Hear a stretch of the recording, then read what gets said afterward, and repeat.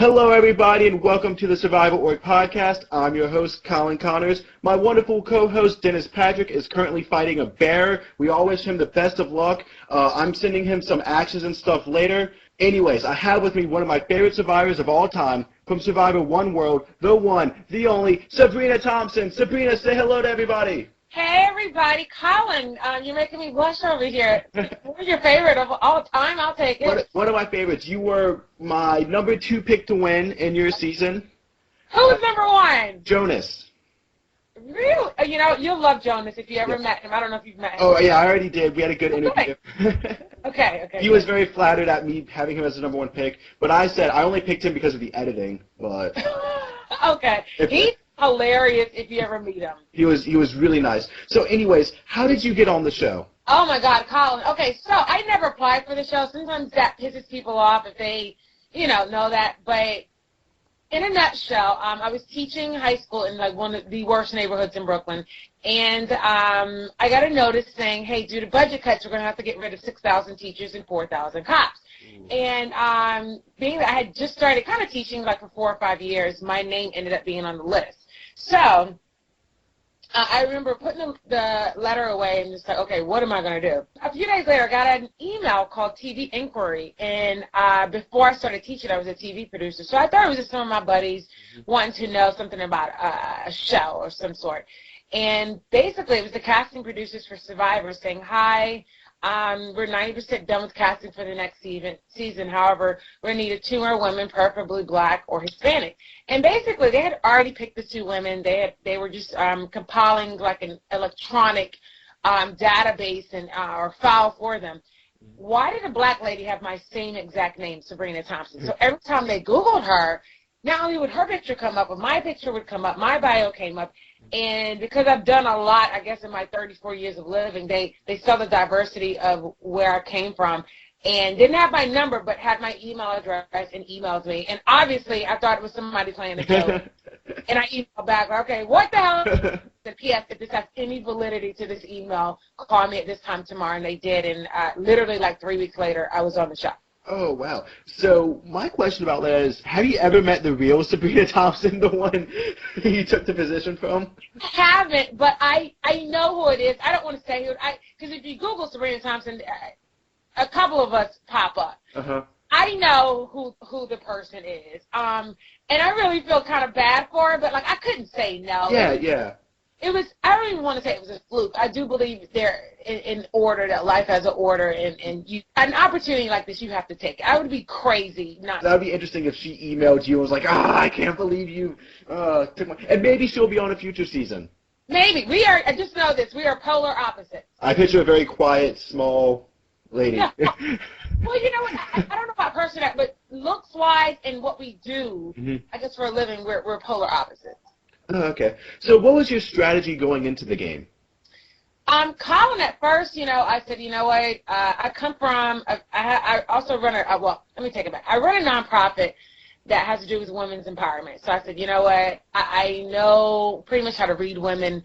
I know the camaraderie factor that goes, along with women. I said, you know what, let's try to make it an all-women's alliance. This is well before I knew it was men versus women. Oh, wow. So I was just like, whoa, it's men versus women. And at first I said, crap, but then I thought about it. I said, you know what, I am one of the at least stronger looking women, and they may hold on to me a little bit longer. So going into it, I had already thought about, hey, let's do an all-women's alliance. Or my second thought was, you know what, let me try to get with someone polar opposite, which would have been like a Tarzan. So let's just say it was I would have been with a Tarzan or maybe with a Colton, just from like, okay, they're from down south. I live up north. We have different political views or whatever. So it's like the unlikely pair. No one would think that we were together, but we really are. Oh, wow. That could have been very effective also. How quick did that alliance of 5 form, and who started it? It was so quick, I don't think they could edit it. It was literally, when I say, after they split us up into teams and they threw us the map, it was a good 35 seconds into it, like literally. And it didn't come from Kim, it didn't come from me, it didn't come from Chelsea. It's so funny that the top 3 that ended up at the very end, we didn't initiate the alliance at all. Alicia initiated the alliance. And so for the most part, just from what I gathered looking, Alicia was like, okay, her and Kat went together, and then they kind of just like, and it was done silently for the most part at the beginning, and then they came up to me, Kim, and Chelsea literally seconds later. So, yeah, I like Kim and I believe were the last two to come on the alliance. And at that point, you have to go with the numbers. If it's something that, and you didn't have time to size someone up, like if I would have not gone with them, I would have been on the outside. So you just the flow. And what can you really do if someone approaches you for an alliance in Survivor? You can't just go, nah. Right, yeah. And things move so quickly sometimes, and then things can move very, very slow. What people don't understand, like, yeah, you guys see the edited part. You guys see a total of 15 hours for the season, 1 hour per week. If that, check out the commercials, 45 minutes. But we have well over like 700 hours of stuff. So like the stuff that you guys don't see is insanity, you know. And they have to tell the story. But I tell people all the time, as fascinating as the game is, it is a very lonely game. So, okay, speaking of stuff we didn't get to see, I remember a secret scene, and this question just popped into my head, where there was like that pig in camp, and you got on top of it, and you like rode it a little bit. Did you guys ever consider killing that pig, or what was the deal with that? I didn't ride the pig, because I'm a little germophobic. Alicia rode the pig. Oh, it was Alicia that rode the pig. Right. Okay. Actually, it was raining, and we heard this noise. Like, what is that noise? And we looked up, and we saw a pig, and it was just so like, what the hell is going on? And at that time, I think we were a good 20-some-odd days in, and we were starving. And we had this one little machete. I think I axe picked, but they were very dull at the moment. And all we could think about was like bacon, pork. It's like, I mean, we weren't thinking that has to go through a whole process, you know. And so that pig was so docile and so domesticated. Like I think I would have felt really bad if we were animals. So we just kept him around the camp. Did you ever give it a name or anything? Yeah, his name was Tikiano. Yeah, so he was very cute. So when you make this alliance of 5, how did you know you could trust them, or did you trust them at the beginning? Yeah, at all. You know, prior to the game, we can't talk to each other prior to the game. You know, right when we leave LA, we go to our destination. We don't know where we're going. We literally cannot talk. So all you have is, you know, you go off looks and what you perceive. And there was something about Alicia, and it's like, I don't trust this heifer. Like, oh no, right? And so she could have been sweet as pie, but just from outward appearance, I absolutely loved Kat as soon as I saw her. And I knew I could probably have Kat wrapped around her finger because she was so young and so impressionable. But Alicia, you know, she has some street smart, and you can't really trick her up front, you know. So I just didn't really trust her throughout the entire game, you know, at all. And so the people that I trusted most were Kim and Chelsea, and Kat was just she was such a loose cannon. Like you have to love her. Nina told me Kat cried a lot. She did. Oh God, it was just like babysitting 101. She did, but you know what? To give her credit, like, you know, at the time of the game, I was 33, and I think Kat was like, I don't know, 22, 21. There's no way on God's green earth I could have played this game at 2021. You're just in a different space in your life, and I probably would have been a crying wreck too. And so I commend people like her and Colton and just some of the really younger people. This is an adventure of a lifetime, and you're picked up out of your environment. And I've been on this earth, you know, a good 10 years longer than Kat, so I know kind of what will affect me and what not, what to give energy to and what to. And so, you know, she cried a lot. Were there any friendships you had with members of the men tribe that we didn't get to see? Oh yeah, I'm much closer to the men, I would say, than the women. Wow. Yeah. Like, I mean, granted, they were feet away from us, you know, and I think that they tried to make it like it was the producers, like Temptation Island meets, you know, Survivor. I'm really, really close to Jay. Jay and I get along really. I think out of the whole entire cast, I trust him most. And I get along really well with Matt. Unfortunately, Matt was just out of the game a little too quickly. And Troy. I I adore him. Like, he was like the Uncle Troy, and everybody liked him. And he was very passionate about the game. And we all knew that if he got too far into this game, he was going to win. Yeah. And it was sort of just like a backhanded compliment, like, dude, we got to get you out of here because you know you can win, and we know you can win. So, yeah, like, I really love the guys. And actually Colton, in all of his craziness, he has a weird, endearing quality about him where you want to strangle him and give him a hug at the same time. You know, I think it's because he was young. Mm-hmm. If this cat was like 40 years old acting like that, we may have the blows. You know? It was a weird dichotomy with him. So, did you think you made the right move in giving Colton the idol? Oh, I wouldn't change it at all. It went by very quickly. So when I found the idol, I'm just like, yes, holy shit, I found the idol. And I read it and was like, what is this crap? So, I mean, it just really blew my mind. And at the time, I'm just like, I don't even know anyone's name on the men's tribe. That's how quickly I found it. The one person that constantly came over was Colton, and so in my head I had, okay, you know what, I will give it to Colton. It looked like it appeared as if he was on the outs over there. I said maybe he can take it around and use it as a medallion of power, you know. Yeah. And the second person, distant second, is things didn't pan out with Colton, and but the game would have been completely different. Giving it to Colton. You actually cut out a little bit. Can you say who the second person was again? Second person I would have given it to would have been Jonas, actually. Oh, okay. And would have completely changed the game, and not sure if a woman would have won at all, because he's a lot more level-headed than Colton, you know. Well, so Jonas says he was gunning for you girls. Who, Jonas? Yeah, he said he wanted to get Kim out. I believe it, because Kim is she had this quality. Everybody liked her, but you know she was totally kick-ass, and she knew when to talk. She knew when to be quiet, and But I think if Jonas would have had it, he and Troyzan would have teamed up. A girl wouldn't have won. A girl wouldn't have won. So I'm glad that I gave it to Colton, just for the simple fact, and regardless that he got medevac, he morphed into something like we never thought he would. And it made for great television. I knew like half of the stuff that went on. Obviously, we didn't go to their tribal councils, and we didn't know the nonsense that was going on in their end to that degree until I watched it. So, yeah, I have no regrets. And if I had to do it all over again, I would totally given it to Colton again. Did you ever consider voting out Kim? She was part of my alliance, and we sat down and talked about it, whether that was me or Chelsea, and actually me, Chelsea, and Kim. We all literally sat down and said, look, if one of us goes, the next time someone votes, the next person will go. Mm-hmm. So the chance for all of us to get as far as possible was to not vote each other out. Well, that's completely true.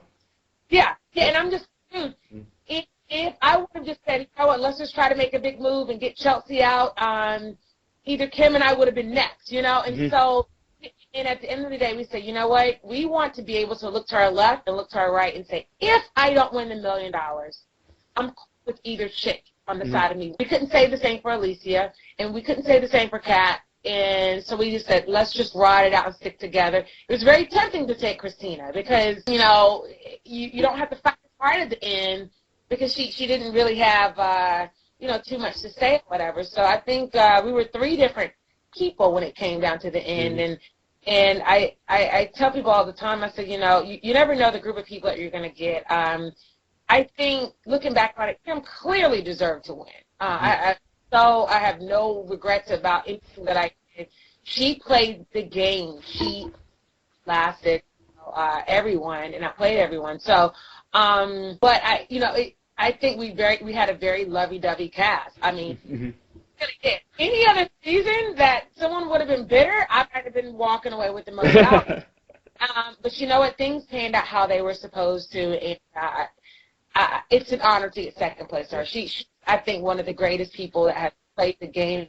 It's different when watching the game, the edited version, versus playing the game. But, people are going to have their opinions, but I know how it went down, and I have zero regrets. Okay, this is kind of a weird question. Were the men just stupid, or were you girls just that good? The men were stupid.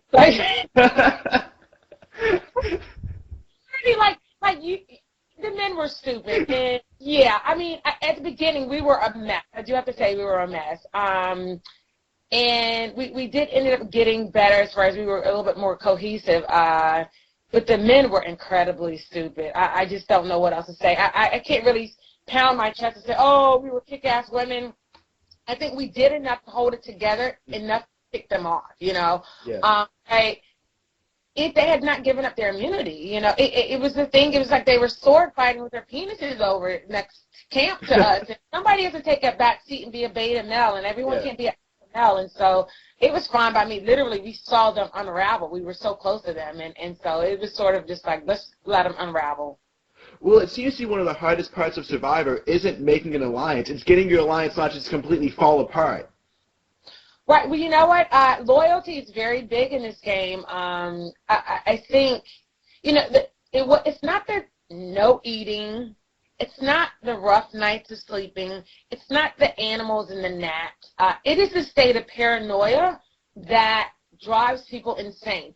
You hope the people that are loyal to you remain loyal, but people are so flaky and people get paranoid. And that's the thing I have to say about Kim and Chelsea. We all just said, look, we're going to have this conversation 1, maybe 2 times, and you have, no matter what goes down, trust that we're going to remain loyal to each other. And it was not that stressful, but I going back and forth. So I think the big part of the game is, you know, you can't trust people, but you have to trust someone. Yeah. And the people you trust, you have to make sure that they're level-headed and they just, no matter what they may see, even if I go out in the woods with someone and it looks suspicious, know that whatever we said at the beginning. Wait, Chelsea was perceived on screen as very wishy-washy. Was she like that in the game, and were you worried about that? There were times when she was very wishy-washy. She has a heart of gold. She really does. And now she's a very tough girl and good country girl. And I think she just had a moral dilemma, you know, like, you know, a little bit of a harder exterior, but she had a heart of gold to do this person like this. And at the end of the day, you know, it's a game. And we wanted her to, I think out of the 3 people alliance, obviously her and Kim were closer. Mm-hmm. But I think I thought a lot alike when it says, look, this is a game. You got to keep your heart out of it. Mm-hmm. And I think out of the she was the person that was just like, I don't know, guys, and it's human, and that's what I like that quality about her. And so yeah, there were times where I'm just like, because she really didn't want to do Troyzan and Jay wrong, and because it was literally a love fest. Like, mm-hmm. We had a ball each night at camp when we had the tribe plot, and to see that we were no longer going to be on the tribe, and that it was after the merge, and it was every man for itself. You lost closeness, and it was kind of sad, but, like, you knew this was part of the game, you know? So I think it was a moral struggle for her. Those 2 votes you received at Final Tribal Council, I understand that you had a really close bond with Leaf, and that was why you got his, but what was the deal with Troyzan? And do you know the answer to that question? Does anyone know the answer to that question, he asked? I think the whole cast knows the answer to that question. I can't really talk about it. 'Cause I've heard some really interesting rumors come out of Troyzan's mouth, so I'll kind of just piece it together.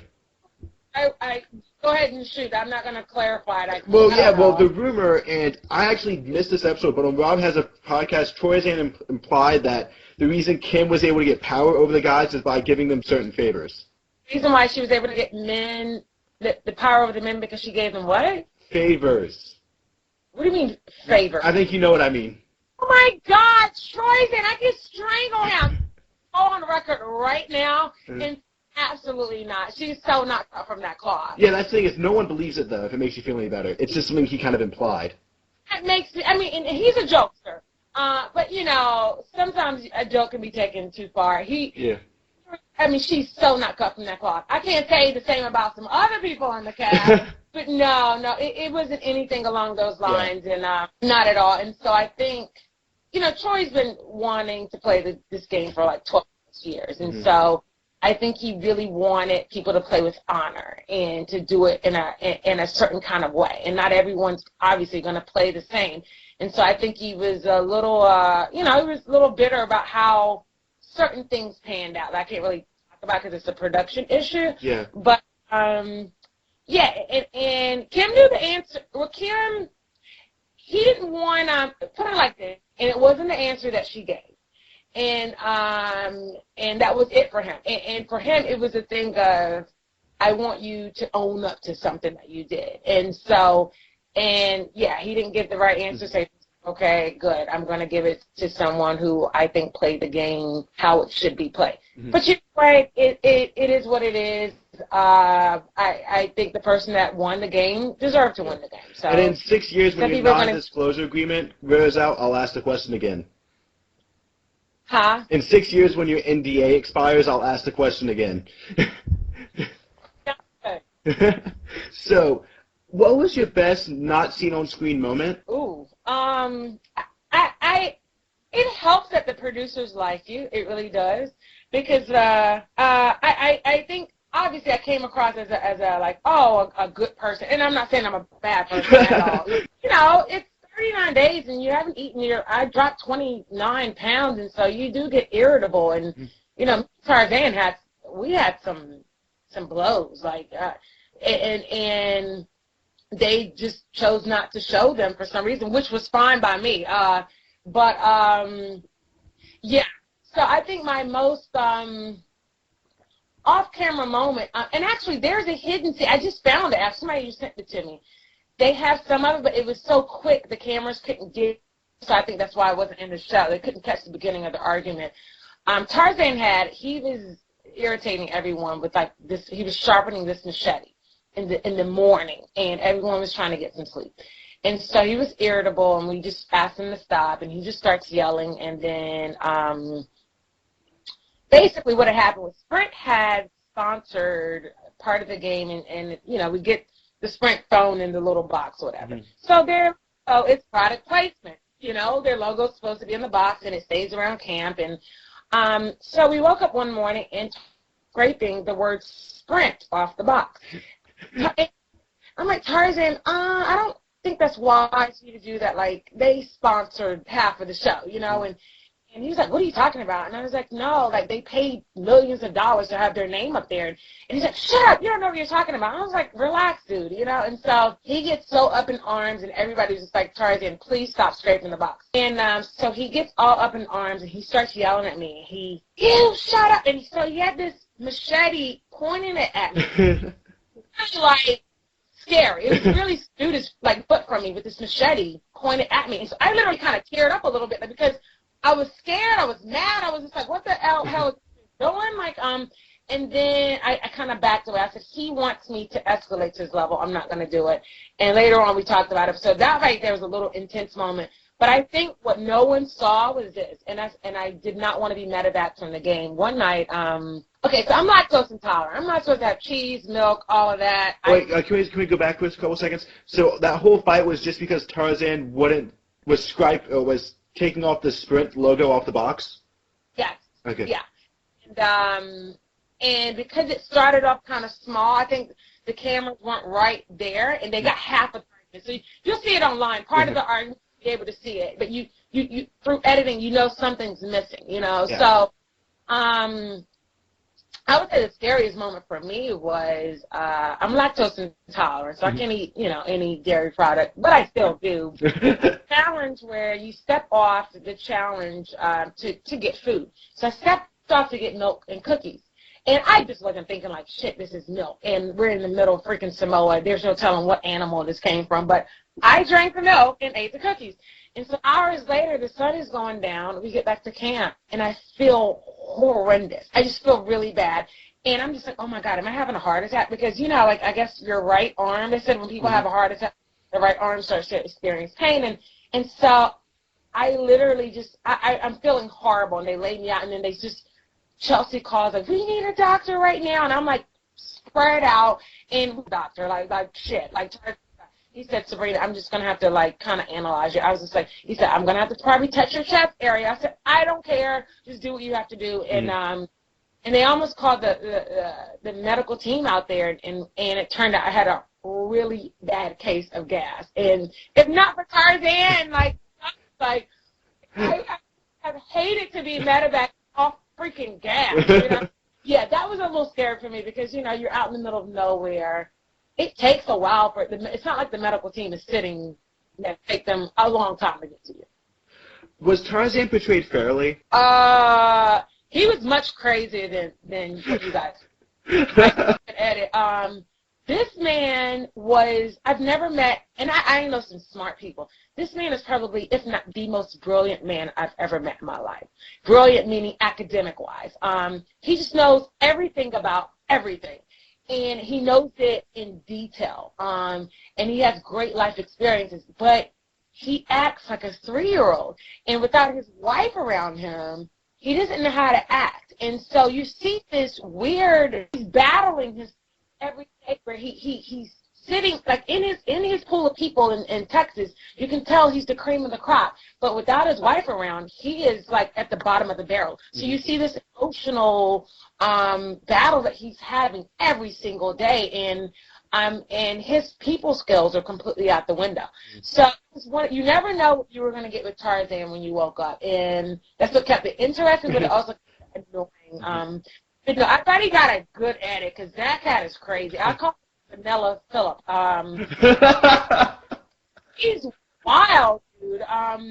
Anytime we wake up and we see that he has someone's cat's underwear on his head, or he's wearing Monica's freaking bra or shirt, like, dude, like, I mean, what are you doing? And not only is it a woman's piece of clothing, it's a woman's piece of clothing that hasn't been washed in like freaking 30 days. Like, yeah, so he's just weird. Okay, I have a completely random question for you, okay? This is my curveball question. All right. Okay. Can you do any celebrity impressions? Oh, my God, Colin, I suck. I have a very distinctive voice once you're talking to you, but I can't. I wish that's one thing I do. Like, okay. No, I'm not even, like, I would. Just like, no. Number 6. You're the 6th person in a row to say no to that.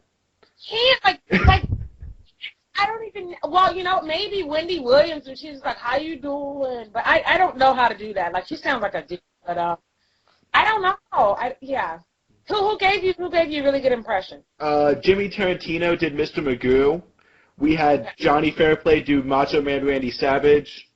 Okay. That was a pretty good one. Would you go back to play again?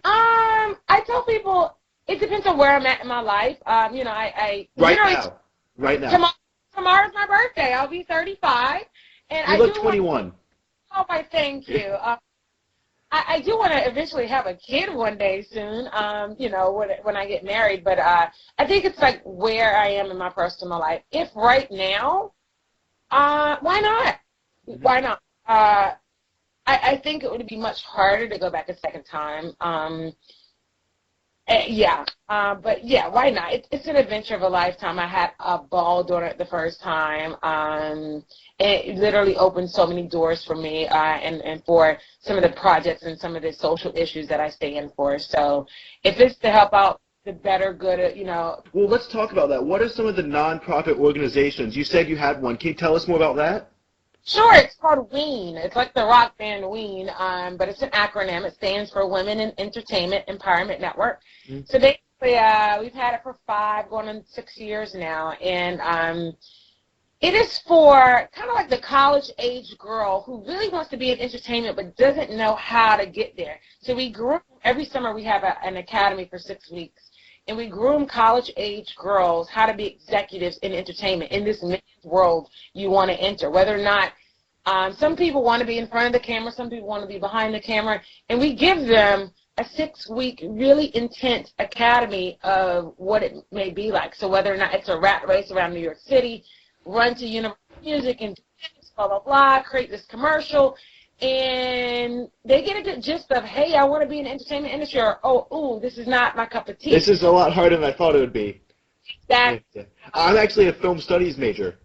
Oh, good. So and once you're in, and because everybody wants to do it, but I do believe in sticking with your dream and really have a vision and stick with it. And, with your age group, I didn't have Google growing up. Yeah. And you got an amazing tool called the internet. So it's a blessing and a curse where you can get anything you need at the drop of a dime at the fingertips. But it can also create a laziness, like, why should I learn this? I can just Google in a second. But I think taking that technology and using it to differentiate yourself, you know, because right now it's very saturated. How can you use technology to better yourself? So that's one nonprofit that I have.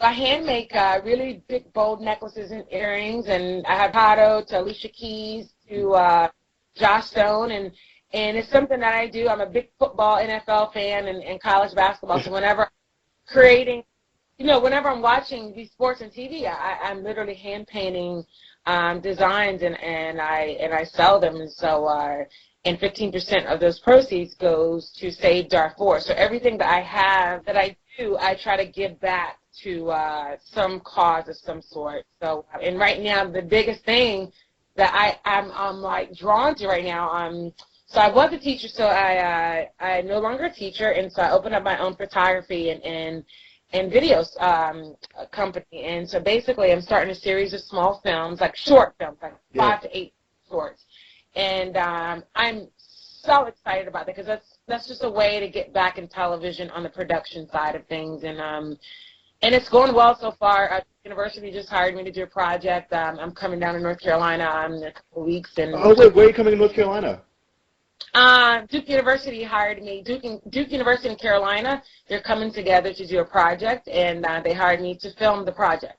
So I'm really excited about it. Yeah, so right now, it's just, you know, life is good, and I can't complain, and it was a blessing for me to be on the show, and as much as I say I'm a New Yorker, I'm really a Southerner. I grew up in North Carolina, and I went to UNC Chapel Hill, and I've been in New York for 12 years, but my heart is still... Well, is there anything else you would like to cover? Is there anything we missed that you would like to talk about? Anything you missed from One World? You know, I think people either hated our season or they loved it, and I think I'm very black and white when it comes to just things in general in life, so... yeah, either people, I thought we had really good people on the show. Now, whether or not it turned out how they wanted to with how it played out, we had people that were medevac, but I do think over half of the cast, I will know them until the day I die. And I can't say that other casts are like that. And every now and then we'll get on the email all together and say, guys, I love you guys. I miss you. And it is like a ridiculous love fest. Well, I think it's been pointed out online that through Twitter and stuff, people seem to notice that the One World people are all still hanging out, whereas you look at, like, Philippines, and it's like, okay, Malcolm and Pete and, like, Abby and hang out a little bit, and Mike's with Lisa. But your season's just everyone seems to be so happy. Yeah, and so, like, right now I'm trying to plan a trip to go see Matt and his girlfriend out in San Francisco, and people vacation together. It's like weird. It really is weird. And Jay has a lot of cast up here in New York, so we hang out all the time. He comes up here, and so yeah. So it's just, if we're in the part of the country, and hey guys, I'm coming through, and it's definitely no love lost. Well, I think One World had an amazing cast. It just happened to be kind of boring gameplay past the merge. Yeah, I looking at the edit, I people like predictable out, and so. Yeah, that's fair. That's a fair comment. But I thought it was better than Redemption Island South Pacific. Yeah, I think they just put Rob back in there because they just want Rob to win. Well, thank you so much, Sabrina, for coming on. It has been a pleasure. Okay, nice to meet you too, Colin, and we'll stay in contact.